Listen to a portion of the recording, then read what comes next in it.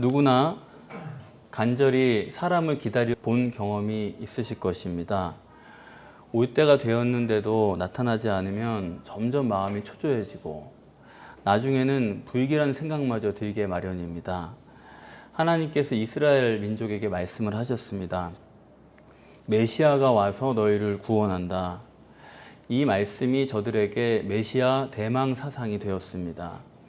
유대인들은 오매불망 눈이 빠지도록 메시아가 오기를 기다렸습니다. 예수 그리스도의 탄생은 로마 식민지인 유대 나라를 헤롯 왕이 다스릴 때에 그때에 이루어졌습니다.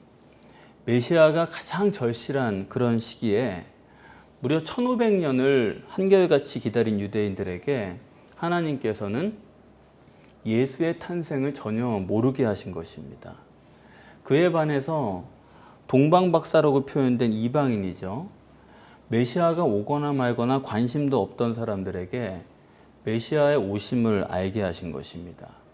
여기서 우리가 의문이 안 생길 수가 없죠. 그렇게 오랫동안 기다려온 유대인들에게는 전혀 고지가 없고 관심도 없는 이방인들에게, 동방박사들에게만 탄생을 알리셨다. 하나님의 그 뜻과 그 의도를 우리가 모르면 안 되겠죠.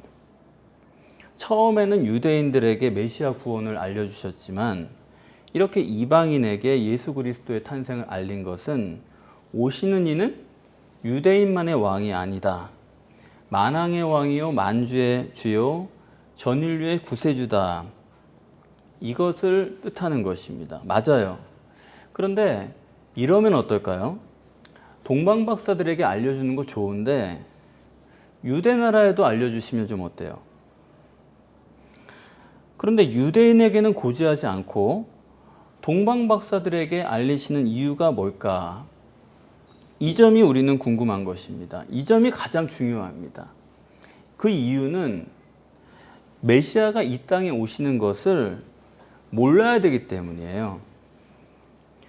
유대인만 몰라야 되는 게 아니라 누구도 몰라야 되는 것입니다. 동방박사들은 메시아가 이 땅에 온 것을 목격했어요. 그러나 곧 귀국해버리고 말았습니다. 그렇기 때문에 누가 이 아기가 메시아라고 알 수 있는 사람은 없다 이거예요. 성경에 써 있으니까 우리가 아는 거지 당시로서는 아무도 모르게 한 것입니다. 그뿐 아니라 예수께서 베들레헴에서 태어나셨는데 하나님은 베들레헴에서 태어난 것도 모르게 하신 거예요. 베들레헴에서 출생했지만 곧바로 애굽으로 이사를 갔습니다. 그래서 언제까지 애굽에 계셨냐 하면 어린 예수가 애굽에서 헤롯이 죽을 때까지, 헤롯이 주 4년경에 죽었거든요. 그러니까 4, 5살쯤에 애굽에서 나사렛으로 돌아오신 것입니다. 어린 예수는 애굽에 살면서 애굽에서 나는 산물로 옷을 입었고 아마 애굽 애들처럼 머리를 잘랐을 수도 있어요. 금방 티가 나겠죠. 아마 애들하고 노느라고 언어도 애굽 언어로 했을지도 모르겠습니다. 그냥 이 아이를 봐가지고는 베들레헴에서 난 다윗의 자손으로 알 수 있는 길이 전혀 없었던 것입니다. 잉태 자체도요, 처녀 잉태를 아무도 모르게 해놨습니다. 일부러 정혼한 요셉과 부부 사이에서 태어난 아이처럼 처녀 잉태를 아무도 알 수 없게끔 해놓은 것입니다. 그래서 마치 애굽에서 태어나서 4, 5년쯤 살다가 나사렛으로 돌아온 것처럼 그렇게 해놓으셨어요. 철두철미하게 예수 그리스도가 메시아라는 것을 모르도록 그렇게 해놓으셨다 이겁니다. 이 점을 우리가 읽을 수 있어야 됩니다. 우리가 성경에서 이걸 말해주니까 아는 거죠. 예수가 메시아인 것을 알지 못하도록 해놓으신 것입니다. 왜 그러셨을까요? 마리아가 잉태해서 낳은 예수는, 그 육시의 예수는 메시아가 아니기 때문에 그런 것입니다. 유대인들을 생각하셔서도 이걸 알리시면 안 되는 거예요. 그렇게 오랫동안 메시아를 기다렸는데 메시아 아닌 걸 메시아로 알면 그건 안 되는 거잖아요. 마리아가 낳은 예수는 사실 다윗의 자손도 아닙니다. 마태복음 1장의 족보를 보면 다윗의 자손 요셉으로 나와요. 그건 모양새는 그래요. 명분은 그렇습니다. 하지만 요셉의 피가 단 한 방울도 안 섞인 것이 예수 그리스도 아닙니까? 그 말은 뭐냐면 우리가 메시아로 믿어야 될 대상은 마리아가 낳은 그 아기가 아니라는 거예요. 저는 예수님의 탄생을 생각할 적마다 요셉과 마리아가 어땠을까 그걸 한번 상상을 해보거든요. 석가모니는 태어날 때 천상천하 유아독전 그리고 외치고 태어났다고 합니다. 믿거나 말거나 그래요. 그러면 마리아가 처녀 잉태한다는 고지를 천사로부터 듣고 어떤 생각을 했을까요? 어떤 아들을 낳을 거라고 생각을 했겠습니까? 요셉도 그래요. 꿈에 분명히 천사가 나타나서 성령으로 잉태할 거라고 말했잖아요. 그러면 요셉도 대체 어떤 아들이 태어날까? 어마어마한 그런 걸 기대하고 낳은 아들입니다.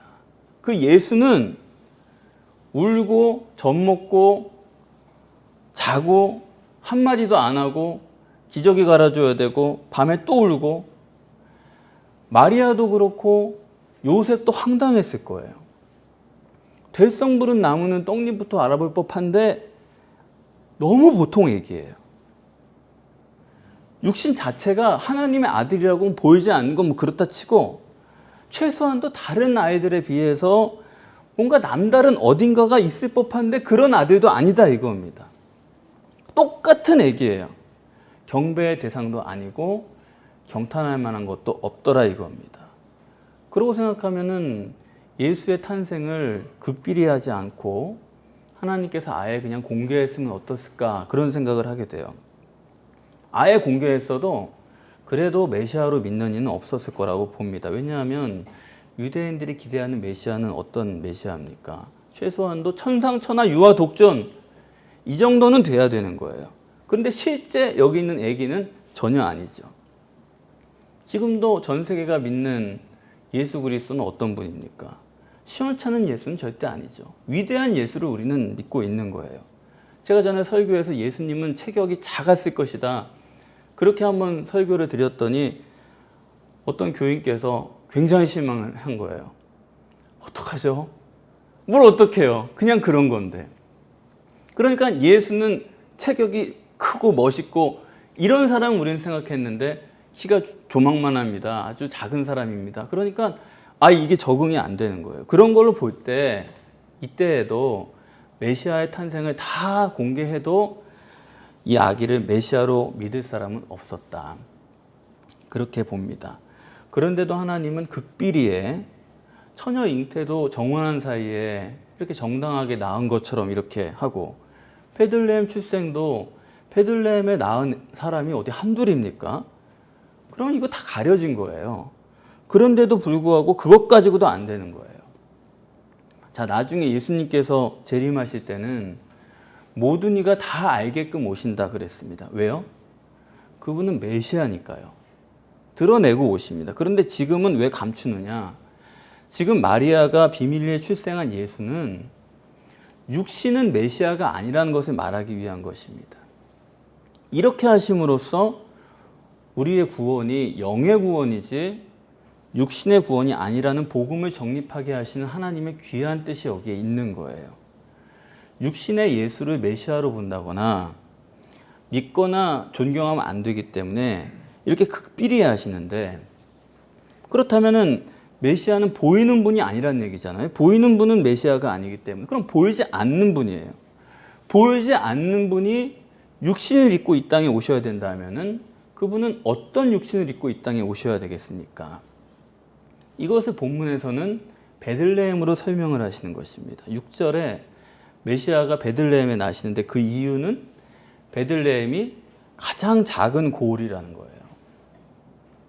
유대의 가장 작은 고을로 표현된 것은 바로 육신입니다. 육신이 가장 보잘것없는 분이다. 그런데 그 작은 분이 이스라엘을 다스리는 목자시다 이겁니다. 그렇죠? 우리말로 못난 자식이 효도한다는 말이 있잖아요. 아무것도 아닌 것 같은데 그것이 오히려 큰 사람이다 이겁니다. 예수님의 육신은 가장 보잘것없는 존재로 와야 된다. 그거 외에는 그분의 위대하심을 표현할 길이 없는 것입니다. 따라서 육신의 예수는 하나님이 아니에요. 그래서 우리가 흔히 말하는 것처럼 예수의 육신의 피가 모든 세대의 사람을 다 구원하고 그런 거는 뭐 그렇게 말해볼 수는 있어요. 그러나 그거는 그렇게 말해왔으니까 여러분들이 믿으시는 거지. 그건 신비고 그건 맹신입니다. 성경은 과학이거든요. 육신은 절대로 하나님이 될 수가 없어요. 그렇기 때문에 예수님은 십자가에서 가장 극악한 죄인으로 치부되든 말든 십자가에 그냥 묵묵히 죽으신 겁니다. 왜냐하면 어차피 육신은 죽어야 되기 때문에. 육신은 죽어야 되는 거고 하나님은 죽으실 수가 없는 것입니다. 부자 청년이 예수님께 와서 선한 선생님이여 그렇게 말하니까 예수님께서 뭐라고 그러셨습니까? 어찌하여 나를 선하다고 일컫느냐? 선한 분은 한 분뿐이시다. 하나님뿐이시다. 그렇게 얘기한 것입니다. 그러니까 육신의 예수는 하나님이 아니실 뿐만 아니라 우리가 따라서 지켜야 되는 선생도 아니에요. 그렇게 그분을 따라서 지켜야 될 거라면은 율법이 이미 있는데 뭐하러 또 따라오십니까? 율법을 지키라고 하시죠. 그렇기 때문에 탄생한 이 아기는 아무리 우리가 눈으로 들여다봐도 메시아됨을 알 수가 없는 그냥 아기일 뿐이에요. 그러면 이 아기가 메시아인 줄 어떻게 아느냐? 그렇기 때문에 동방박사가 필요한 것입니다. 동방박사를 통해서 이 아기가 메시아이다 하는 것을 증거해 놓으신 것입니다. 그러면 동방박사는 이 아기 예수가 어떻게 메시아라고 믿을 수가 있느냐? 그 점이 중요한 거죠. 그들은 메시아라는 것을 별로 알아봤다 그랬습니다. 무슨 얘기냐면 예수 그리스도는 하나님이 역사하시기 전에는요, 육신이 예수를 봐가지고는 메시아로 절대로 알 수 없다 이겁니다. 유대인들 같으면 그럴 거예요. 우리가 전부터 연구하고 생각해 본 바를 보니까 메시아가 맞다. 그런 식으로 말하는 사람도 있을 거예요. 그러나 하나님께서 동방박사에게만 계시해 주신 것은 이런 다른 모든 것은 다 배제하고 하나님의 역사 외에는 메시아를 알아보는 것이 불가능한 별로서 계시를 하신 것입니다. 동방박사의 지혜나 지식으로 안 것도 아닙니다. 예측한 게 아니에요. 오직 별에 계십니다. 하나님이 계시하신 것입니다.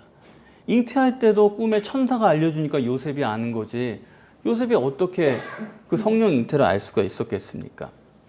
잉태도 출산도 하나님의 역사로 유일하신 참 하나님과 그의 보내신 자 예수 그리스도를 아는 것이지 아무리 사람이 경험하고 연구한다고 해서 알 수 있는 게 아니다. 오직 성령으로 아니고서는 예수의 잉태나 출생이나 그리고 공생에도 바로 알 수가 없는 것입니다. 그러면 우리에게 가장 중요한 건 그런 거죠. 어떻게 되어야 우리가 메시아를 알 수가 있고 또 구원받을 수 있느냐, 그게 가장 중요하거든요. 그래서 오늘 본문에서는 별로 동방박사에게 고지한 것으로 정확하게 말씀을 하고 계십니다. 동방이라는 것은 이방 사람을 말하는 거죠.